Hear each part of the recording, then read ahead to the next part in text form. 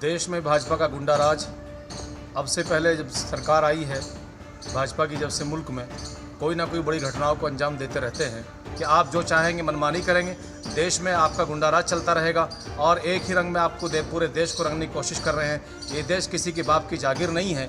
आप जिन्हें अभी तक सुन रहे थे वो देवबंद के मौलाना कारी मुस्तफा हैं, जो इस बात से नाराज हैं कि अयोध्या में सभी दुकानों और मकानों को पीले रंग से क्यों रंगा जा रहा है। देवबंद के उलेमा मौलाना कारी मुस्तफा ने सरकार पर निशाना साधते हुए कहा कि बीजेपी सरकार की ये गुंडागर्दी है और वो जब से सरकार में आए हैं तब से कोई ना कोई बड़ी घटना को अंजाम देते आए हैं।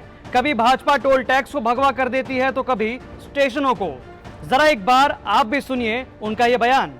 देश में भाजपा का गुंडा राज अब से पहले जब सरकार आई है भाजपा की, जब से मुल्क में कोई ना कोई बड़ी घटनाओं को अंजाम देते रहते हैं। अब से पहले उन्होंने देश को भगवा रंग में रंगने के लिए तमाम स्टेशन, बहुत सारे कदम जो है टोल टैक्स, बहुत सारी ऐसी सरकारी इमारतों को जो है पीले रंग में रंगा है और भगवा रंग में रंग करके ये साबित करने की कोशिश की है कि यहाँ पर भाजपा का गुंडा राज है। इसी तरह से अब अयोध्या में भी वो यही कर रहे हैं अपनी मनमानी कि अयोध्या की तमाम दुकानें, मकान और वहाँ की सड़कें, वहाँ के किनारे और तमाम चीज़ों को भगवा रंग में रंग दिया है और एक ही रंग से उनको पोता जा रहा है।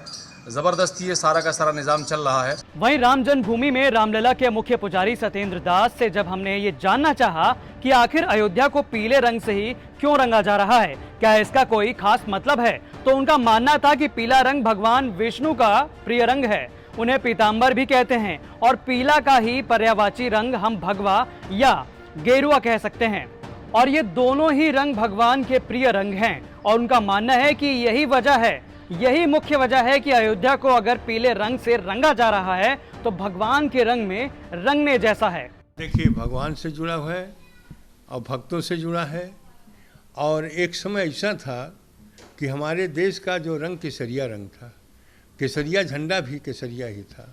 बाद में चल कर के जब अंग्रेज आए और मुग़ल आए तब उस रंग को बदल दिया गया। तो आज भी केसरिया रंग का प्रभाव है। भगवान का स्वरूप मान करके हम उस रंग को पूजा करते हैं और उनको धारण कराते हैं और यह करते हैं कि इस रंग से हमारे प्रभु राम, भगवान कृष्ण या विष्णु सबके सब प्रसन्न होंगे।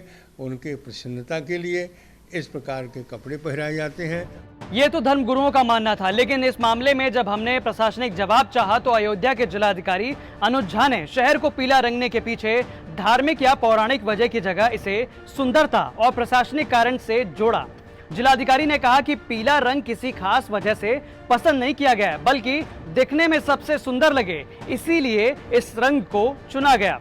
अनुज झा ने यह भी कहा कि प्रशासनिक तौर पर मंदिर के आसपास का इलाका येलो जोन कहा जाता है। वहीं हमने जमीनी तौर पर इसके प्रभाव के बारे में जानना चाहा, या कहें कि आखिर अयोध्या की जनता का इस पर क्या कहना है, तो सुनिए उन्होंने पीले रंग पर क्या कहा। तो अच्छा लग रहा है ये? नंबर 1 का बहुत अच्छा बन रहा है। हम चाहेंगे ऐसे मोदी जी जो है हमेशा बरकरार बने रहें। नहीं, ये तो राम मंदिर का ही निर्माण जो हो रहा है और ये अच्छा लग रहा है। मोदी जी आ रहे हैं और अयोध्या में बहुत ही भव्य कार्यक्रम हो रहा है। ये पीले रंग से क्यों रंगा जा रहा है? अब सर, ये तो प्राइम मिनिस्टर जी के आने के ही स्वागत में के लिए ही हो रहा है और बहुत ही अच्छी बात है।